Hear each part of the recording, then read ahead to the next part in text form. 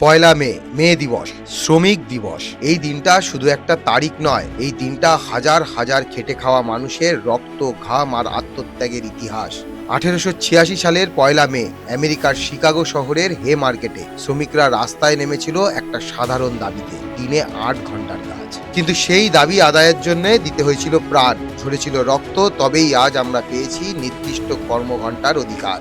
কিন্তু একটা প্রশ্ন আজও আমাদের তাড়া করে, আজকের দিনে আমাদের দেশে সত্যি কি 8 ঘন্টা কাজ করানো হয়, নাকি এই নিয়ম শুধু বইয়ের পাতাতেই সীমাবদ্ধ?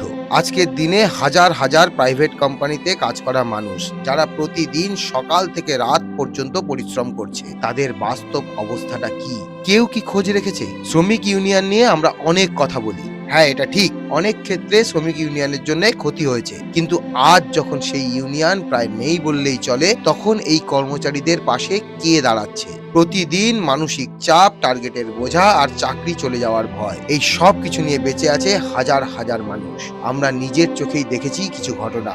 একজন ব্যাংক অফিসার তার কর্মচারীদের সাথে অপমানজনক ভাষায় কথা বলছে, একজন কর্মী যাকে গলায় বেল্ট বেঁধে কুকুরের মতো আচরণ করতে বাধ্য করা হচ্ছে, একটি মেডিকেল কোম্পানিতে একজন বয়স্ক কর্মচারীকে মারধর করা হচ্ছে।